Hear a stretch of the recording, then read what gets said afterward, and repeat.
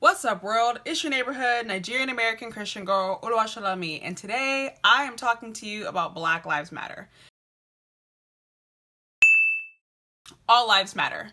I want to talk about all lives matter because I just don't understand why this is a thing. I understand it conceptually, as in I understand what the words mean, what the words say, but I don't understand why it was used as a way to combat or go against Black Lives Matter.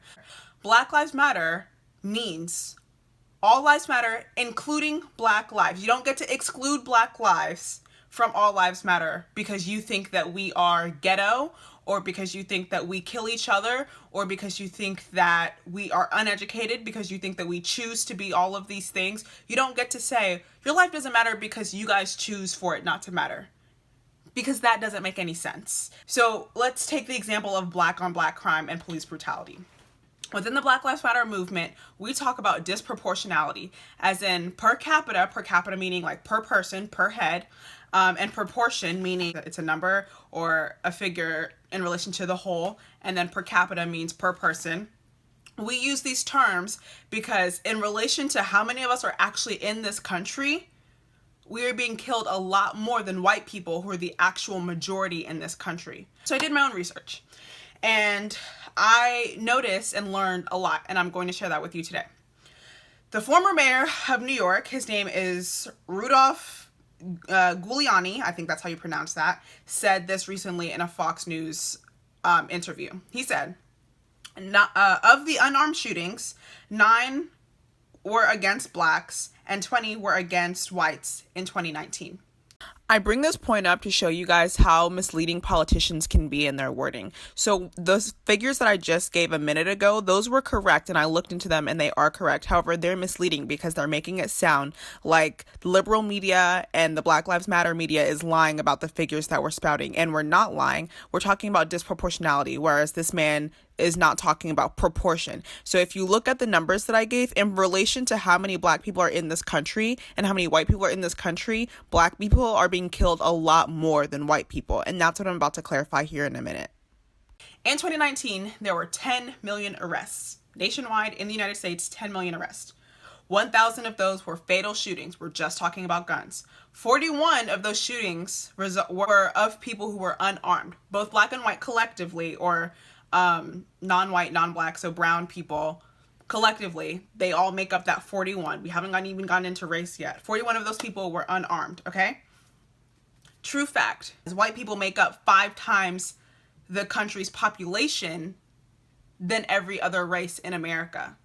So obviously it makes sense that police will be encountering more white criminals because there are more white people in the country, which is why the Black Lives Matter movement is not about individual numbers. It's about disproportionality. Because the truth is, black people make up a certain population. So if black people made up 25% of the country, then that means that 25% of the time, the police should be encountering criminals that are black 25% of the time. And if we're talking about shootings, then the numbers should also say that 25% of the people killed by the police are black people. That would match up with the population of black people in the country, if you're following. But that's not the case, and that doesn't make sense. And that's why we're talking about proportion compared to how many of us actually exist in this country. We're being killed a lot more than white people. That's what Black Lives Matter is about. Black people are 3.1 times more likely to be shot and killed per capita in the United States, 2019 stat. Unarmed black people are 2.5 times more likely to be killed in America, 2019 stat. And this is all information comes from the same sources that also say that more white people died at the hands of the police than black people. The point of Black Lives Matter is to say that the motivations for police killing white people and police killing black people are not the same. We're saying when a cop does kill a black person, it is very much likely racially motivated, racially charged because of unconscious bias. And we know this to be true because of things like over-policed neighborhoods, things like that. Okay, let's think about this. First of all, black on black crime, as I said before, if you feel the need to bring up black on black crime when talking about police killings, there's a moral issue going on there.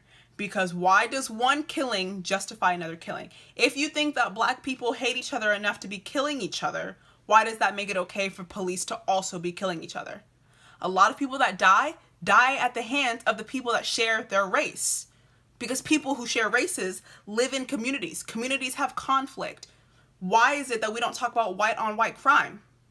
Because with white people, we get to see them as individuals, not an entity.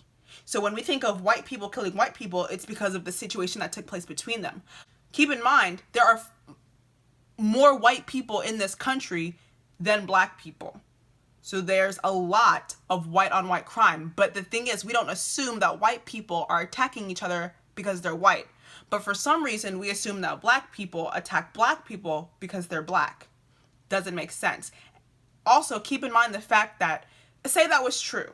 Say black people also hate black people. Say this black on black crime that's happening is due to the race. Why does that have to justify the fact that policemen, specifically white policemen, are killing black people? If a person dies at the hand of another person, that's incorrect. You know this because of your morals, especially as Christians, because you guys know that I come on here and talk to Christians specifically. Christians specifically, whether you're white or black, one death does not justify another. Why? Because we read the Bible. We know that Exodus 20:13 is an actual command, commandment number 6, that says thou shalt not kill. And not only thou shalt not kill, but harboring hate or malice in your heart is equated in God's eyes as murder. So even if you don't kill someone, if you also don't forgive someone, they're all on the same level. So for any Christian that's out there that's like trying to justify or like nullify or water down police killings because of another crime, another sin, read your Bible. Read your Bible. It doesn't make any sense. It doesn't make any sense for that to be a combat or rhetoric at all. But moving on, Washington, D.C. Let's use that as an example. So in Washington, D.C., the police killed, I'm looking at my notes. The police killed more black people per capita than white people. Okay? Washington, D.C. is 50% black. The population of Washington, D.C., according to a 2019 statistic, is 705,749. Okay? 50% of those people are black. So that's 352,874.5 people. Okay. 88% of police killings are against black people in Washington, D.C.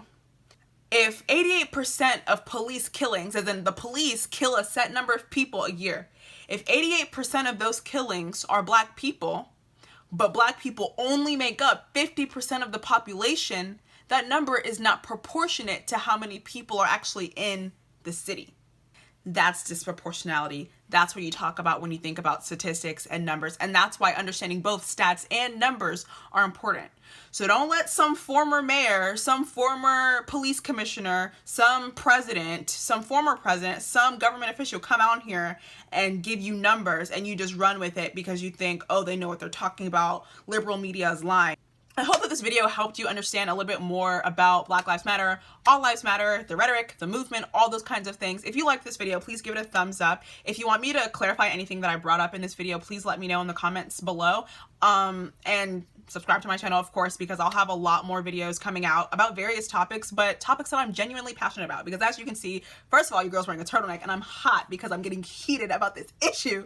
But second of all, I just feel so strongly as a Christian that we're like going through all these things. And first of all, this is seriously a moral issue, but that doesn't mean that you can't use science to explain morality. You know what I'm saying?